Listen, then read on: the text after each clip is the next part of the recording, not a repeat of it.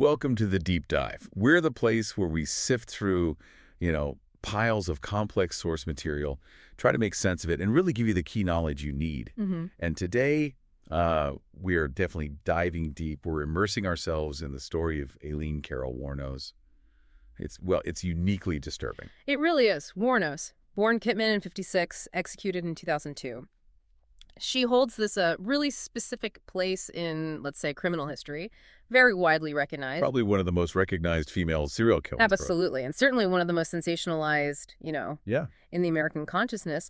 But that whole media storm, it often just completely overshadows the real complexity of her case. And that's exactly why we're doing this deep dive. Our goal here is to try and get past those headlines, the easy monster narrative. Right. We've gathered a whole range of sources, biographical stuff, criminal records, psychological reports, and we're synthesizing it all to try and trace that devastating path that led her to death row. Convicted for 6 counts of first-degree murder. And the crimes themselves, they happened in this really concentrated burst of violence. Brutal, fast. Her confirmed killing spree lasted exactly 1 year. Just 12 months. 12 months. November 1989 to November 1990. In that time, she killed and robbed 7 men. All clients, motorists she met working the highways in Florida, and always with the same weapon. The .22 revolver. A high-standard .22 revolver, yeah. 7 victims. Yeah. 1 year. Yeah. And just a lifetime of trauma. Really extreme trauma leading up to it. I think to really get any kind of understanding, we absolutely have to start right at the beginning. Her early life. Yeah, you have to. Let's get into that foundation of trauma. Well, the instability, the chaos around Aileen's life, it started even before she was born. February 29th, 1956, in Michigan. A leap year baby. Yeah. Her mother, Diane Wuornos, was only 16, just 16. And she'd already filed for divorce from Aileen's father, Leo Pittman, 2 months before Aileen was even born. Wow. The whole marriage lasted less than 2 years. And Leo Pittman, he was just gone. Vanished right away. And the picture the sources paint of this father she never met, it's frankly terrifying. It is. Leo Pittman was diagnosed schizophrenic. Later, he was sentenced to life, kidnapping and raping a 7-year-old girl. Oh, my God. Yeah. And he eventually committed suicide in prison, hanged himself in 1969. So Aileen's earliest context is abandonment, plus this genetic link to severe mental illness and predatory violence. A complete void, really, which, as you said, just got filled with more chaos. Immediately, the family structure just completely collapsed. In January 1960, Diane, the mother, just abandoned Aileen and her older brother, Keith. How old was Aileen then? She was just shy of 4 years old. Unbelievable. They were then legally adopted by their maternal grandparents, Lori and Britta Wuornos. Okay, so maybe some stability there, or not?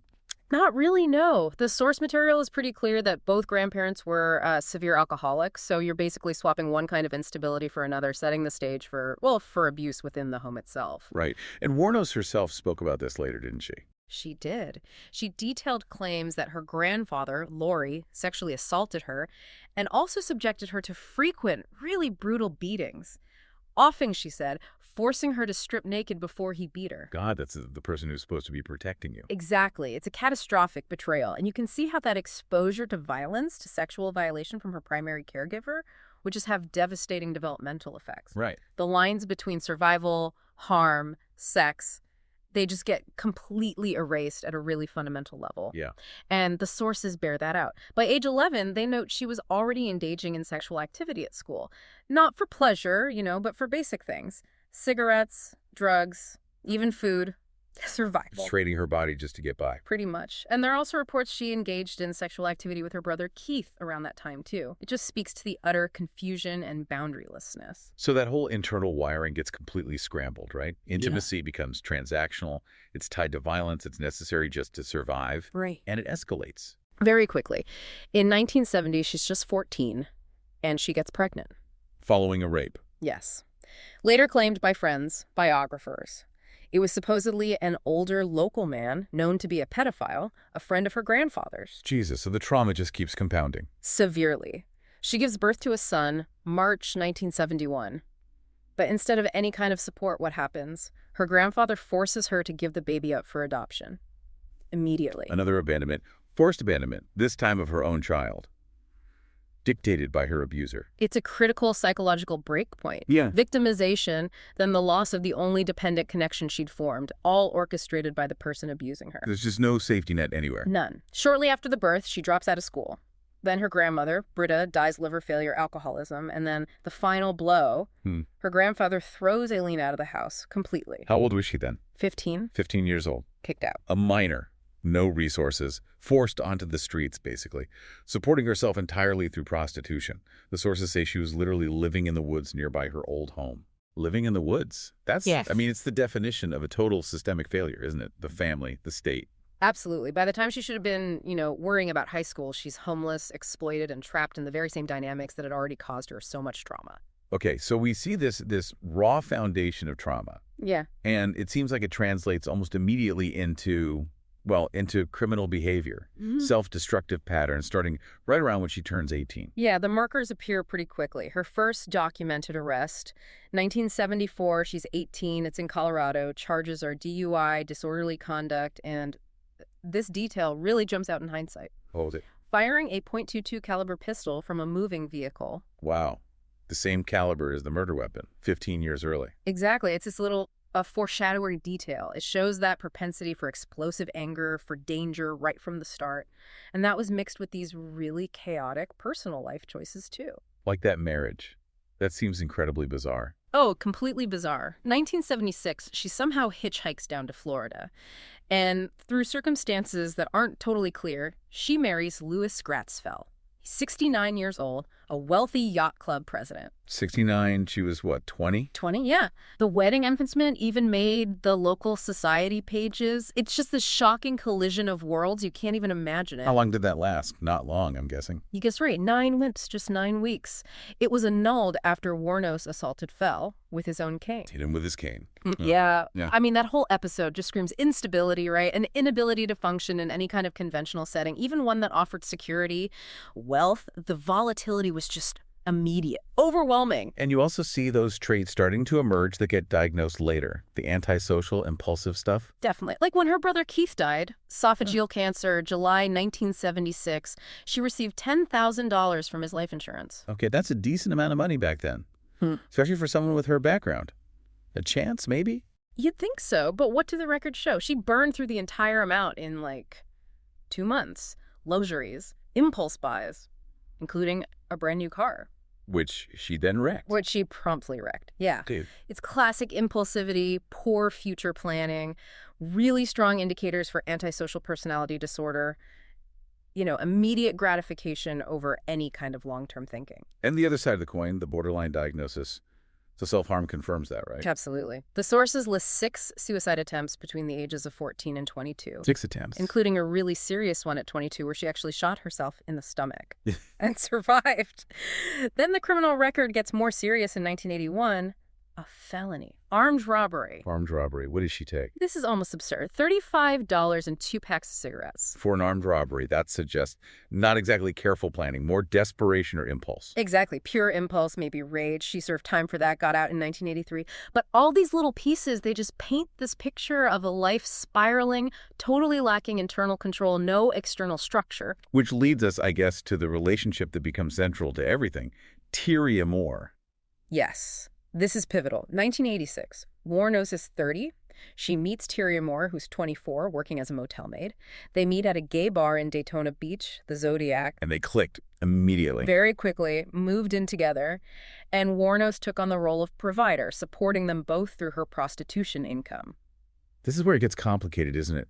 This intense devotion to Moore versus the rage she felt towards her clients. It's a stark dichotomy. Wuornos expressed this overwhelming love, this fierce devotion to Tyria. She said it at her trial, repeated it right up until her execution.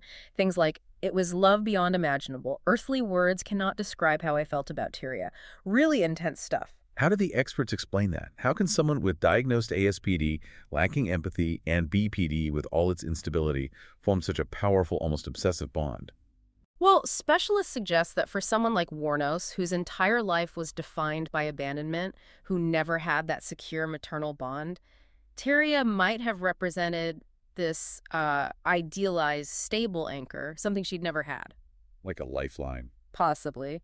The attachment was likely fueled heavily by the borderline fear of abandonment. She'd do absolutely anything to keep Tyria, to maintain that connection. Including continuing the high-risk work on the highways. Exactly. She had to keep the money coming in to support them both, which meant more encounters with Johns, more risk. And ultimately, it's that pressure combined with everything else that leads to the first murder.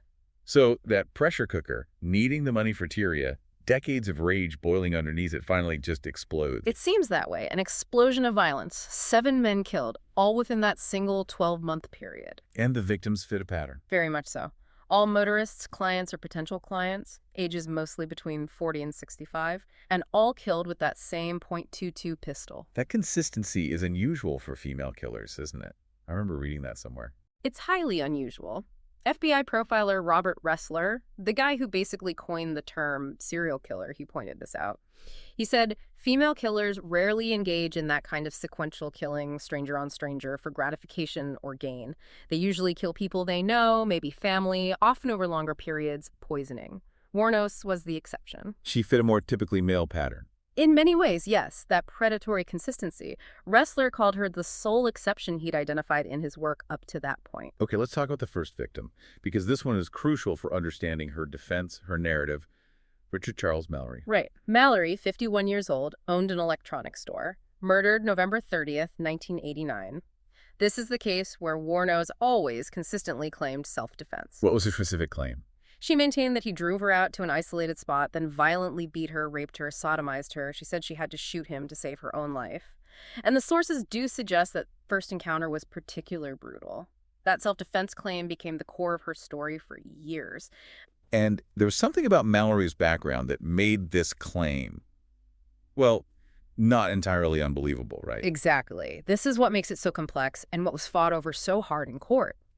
It came out that Mallory had a prior conviction for attempted rape in Maryland. Attempted rape. When was this? Back in the late 50s, early 60s, records showed he was committed to a facility between 1958 and 62 after charges of assault with intent to rape. Okay. And not just that, official psychiatric evaluations from that time described him as having strong sociopathic trends. So her claim that he was violent and potentially dangerous wasn't just pulled out of thin air. Not at all.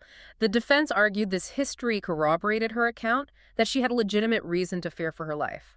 It seriously complicated the prosecution's narrative that she just killed him to rob him, like the later victims. But this crucial evidence about Mallory, it wasn't allowed in her trial. Ultimately, no. Despite its potential significance, the judge ruled it inadmissible, suppressed it. That decision was a huge blow to the defense and became a major point of contention later on. A massive turning point in the legal case. Absolutely. But after Mallory, the killings continued, and the pattern seemed to shift pretty quickly. It moved away from anything that looked like plausible self-defense towards something much more like, well, robbery and execution. The sheer number of victims really establishes that pattern, I suppose. It does. Let's quickly run through the others just to get a sense of the scope here. Okay, who's next? David Andrew Spears, 47, construction worker, found naked, shot 6 times. Then Charles Edmund Carskaddon, 40, a rodeo worker, also found naked, shot 9 times. 9 times. That's overkill. Extreme overkill. And with Carskaddon, Wuornos was later seen driving his car. She pawned his gun. Clear indicators that robbery was now, front and center. Then there was the victim whose body was never found. Right. Peter Abraham Seams, 65, retired merchant seaman. His car became a key piece of evidence later because it was found abandoned after a crash. Both Wuornos and Tyria Moore were seen leaving it. And crucially, Wuornos' handprint was found inside on the door handle. A direct physical link. A very direct link. After Seams, there was Troy Eugene Burris, 50, sausage salesman, shot twice. Then Charles Richard Dick Humphreys, 56. He was a retired Air Force major, actually a former chief of police. Wow, a former police chief. Yeah. He was found fully clothed, unlike some others, but shot 7 times, head and torso. Again, that high number of shots suggests rage, maybe, or just making absolutely sure. Eliminating the witness. Could be. And the final confirmed victim, Walter Gino Antonio, 61. He was a trucker, also worked as a security guard, even a reserve police officer. Found nearly naked, shot 4 times. So 7 men in 12 months, starting with Mallory, where there's this cloud of possible self-defense complicated by his own past. Right. And ending with victims who seem clearly targeted for robbery, executed often with extreme violence. That's the trajectory the prosecution laid out and the pattern that ultimately convicted her. The investigation really gained traction because of that Seams car crash in July 1990. Remember, his body was never found, but the car was key. Right, Wuornos and Moore were seen abandoning it. Exactly. Witnesses, especially one woman named Rhonda Bailey, gave pretty good descriptions of the two women fleeing the scene. That put investigators on the right track. But the descriptions alone weren't enough, were they? They needed something concrete. They did. The real technical breakthrough came from tracking the victim's stolen property. Police started finding items in various pawn shops. And she used her real ID. Or she used aliases, but the critical mistake was her fingerprint. It was found on a pawn receipt for some item belonging to one of the victims, because she already had a criminal record in Florida from that earlier robbery. They had her prints on file. Bingo. Her print from the pawn shop matched the print found inside Seams's abandoned car. Suddenly, they had a positive ID. Aileen Wuornos. That must have happened fast then, the arrest. It did. January 9th, 1991. They picked her up at a place called The Last Resort. It was a biker bar. Technically, it was on an outstanding warrant for carrying a concealed weapon. She was using the name Lori Grody. But they knew who they had. And immediately, the focus shifts to Tyria Moore. Immediately. They locate Tyria the very next day, up in Pennsylvania where she'd gone. And this is where that intense bond Wuornos felt gets turned against her, right? Completely weaponized. The police offer Tyria a deal, full cooperation in exchange for immunity from prosecution. And she took it. She took it, which meant returning to Florida and under police direction, making these monitored phone calls to Aileen, who is now in custody. Trying to get a confession. Exactly. Tyria played on that loyalty, pleaded with Aileen, saying things like, I need you to clear my name, tell them what happened. And Wuornos, believing she was protecting Tyria, the person she loved, she confessed. When was the confession? January 16th, 1991, just a week after her arrest. But, and this is crucial in that initial confession, she stuck to the self-defense story. She claimed all the men had tried to rape her, that she had to kill them. So the confession wasn't initially about robbery? Not primarily, no. That shifted later. The legal process then kicked into high gear. Her trial for just the Mallory murder started in January 1992. And the defense strategy was all in on self-defense. It had to be. But the prosecution had a very powerful tool in Florida, something called the Williams Rule. The Williams Rule. What does that allow? It's pretty controversial sometimes. It basically allows the prosecution, in certain situations, to bring in evidence of a defendant's other crimes they aren't currently on trial for, to show a pattern, like a common scheme or identity, or to show that the current crime wasn't just an accident or a mistake. So they could talk about the other 6 murders, even though she was only on trial for Mallory's. Precisely. The prosecution successfully argued that her claim of self-defense with Mallory didn't hold water because the other 6 killings showed this clear, consistent pattern of robbery and execution. It painted Mallory's death as just the first step in that pattern. That must have been incredibly damaging for the defense. They're trying to focus on Mallory's history, her fear. And the prosecution is bringing in testimony about 5 other killings, many clearly involving robbery, suggesting this one must have been robbery too. It effectively neutralized the self-defense argument in the jury's eyes. And that was on top of the judge already refusing to allow Mallory's prior rape conviction into evidence. Exactly. The judge blocked that evidence, saying its potential prejudice against the victim outweighed its relevance. So the defense couldn't fully present Mallory as a credible threat, and the jury heard about all the other killings. It was a lethal combination for Wuornos' case. So conviction was pretty much inevitable at that point. It seemed that way. With Tyria Moore's testimony against her and the Williams Rule evidence, Wuornos was convicted of Mallory's murder, sentenced to death just 4 days after the conviction. And the diagnoses came out then too. Ah. BPD and ASPD. Yes. Defense psychiatrists formally diagnosed her with both borderline personality disorder and antisocial personality disorder. Clear evidence of profound mental illness, but it didn't change the outcome. The conviction stood. After that first conviction, her whole story started to change, didn't it? Became much less consistent. Completely unstable, Ah. which really reflects those diagnoses, the BPD volatility, the psychopathic manipulation, perhaps. She went on to plead no contest or guilty to 5 more murders. She famously said she wanted to get right with God. But she also made that statement differentiating Mallory from the others. Right, that really contradictory statement. She admitted, yes, Richard Mallory did violently rape her, that was self-defense. But then she said, these others did not. They only began to start to. undercutting her own initial blanket self-defense claim for everyone except Mallory. Exactly. And then, later still, she completely flipped again, recanted the self-defense claim entirely for all of them, saying the only reasons were robbery and eliminating witnesses. Cold-blooded killing. Just pure confusion or calculation. That's the million-dollar question, and what makes it even more fascinating is what the documentarian Nick Broomfield reported. He spent a lot of time with her. Right, he made those 2 films. Yeah. Broomfield said that off-camera, years later on death row, Wuornos told him that it was self-defense after all. For all of them, or at least Mallory. But she said that after 10 years waiting to be executed, she just couldn't take it anymore. She wanted to die. So the later confessions, the cold-as-ice killer persona, Yeah. that might have been an act to speed up the execution. It's possible. It suggests her recantations might have been a calculated strategy to appear competent, remorseless, and ready for execution. A final desperate attempt to exert some control over her own death by convincing the state to kill her faster. It's a chilling thought. So Wuornos spends over a decade on death row. Broward Correctional Institution. Appeals denied, including by the Supreme Court in '96. And then in 2001, she makes this dramatic move. Yeah, she petitions the court to dismiss her own lawyers, to terminate all her appeals. She basically starts volunteering for execution. She was very vocal about it, right? Declaring her competence. Extremely vocal. Her statements from that time are really chilling, but they were coherent enough for the courts. She said things like, "I killed those men, robbed them as cold as ice, and I'd do it again too. There's no chance in keeping me alive." Like she was leaning into the monster image. Absolutely. She added, "I'm so sick of hearing this she's crazy stuff." She was adamant she was sane, hated humanity, and wanted to die.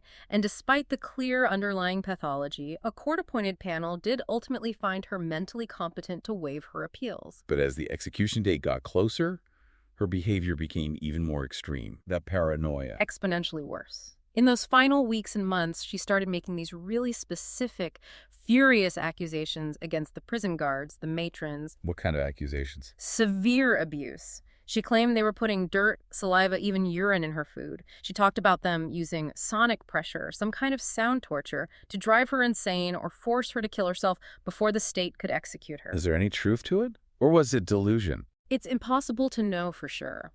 Her attorney confirmed that she firmly believed it was happening.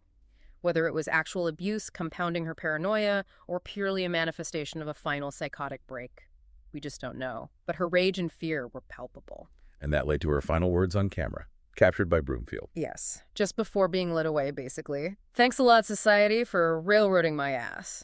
Total defiance and perceived betrayal." Looking at it clinically, the psychological assessments were pretty damning, weren't they? The psychopathy score? Extremely high. Wow. She was assessed using the Hare Psychopathy Checklist, the PCLR. Scored a 32 out of 40. And the cutoff for clinical psychopathy is? 30. So 32 is well into psychopathic territory. That diagnosis, combined with the earlier BPD and antisocial personality disorder diagnoses, it confirms this personality structure just riddled with volatility, impulsivity, manipulation, and a profound lack of empathy. And the experts, like Bryce Arrigo you mentioned, they really trace this directly back to the early trauma. Consistently. They link these disorders directly back to everything we discussed in part 1. The childhood sexual abuse, the abandonment, the survival sex work, it all just fundamentally damaged her ability to form healthy attachments, to develop empathy. Even learning at age 11 that her grandparents weren't her biological parents, another layer of identity disruption. It all fed into these primitive dissociative ways of coping. Which helps explain why her violence was so atypical for a female offender. Exactly. As we said, female serial killers usually have known victims, use different methods, often over long periods, maybe for specific gain, like insurance money. Wuornos killed strangers, violently with a gun, quickly, in a way that looked more like male offenders seeking, well, whatever dark gratification they get. She broke the mold because her pathology was so severe and perhaps uniquely formed by that specific trauma history. Which brings us to the end. The execution itself, October 9th, 2002, lethal injection. That's right. She declined a traditional last meal, just asked for and got a cup of coffee. And her final statement, it was as bizarre as everything else about her, wasn't it? Completely baffling. Classic Wuornos, really. Cryptic, full of this strange, maybe psychotic imagery. She said, "Yes, I would just like to say I'm sailing with the rock and I'll be back, like Independence Day with Jesus. June 6th, like the movie. Big mothership and all. I'll be back. I'll be back." Sailing with the Rock, Independence Day. It's just out there. Completely. A final burst of chaos and defiance for the public record just encapsulated her whole life in a way. Her ashes were scattered later. Yeah, back in Michigan. Her childhood friend, Dawn Botkins, scattered them under a tree. But her image, her story, it hasn't faded away at all. There's this enduring, almost relentless cultural fascination. We definitely saw that with the movie Monster. Charlize Theron won an Oscar for portraying her. Huge impact. And Broomfield's 2 documentaries gave us that invaluable, direct window into her mindset, both before conviction and on death row. They're essential sources. And she keeps popping up, right? References in books, TV shows. I know American Horror Story used her character Law and Order plots. Music, too. That Natalie Merchant song, Carnival. Apparently, Wuornos played it constantly on death row. It was played at her funeral, used in Broomfield's film. It sort of became her unofficial theme song, connecting her life to popular culture in this really strange way.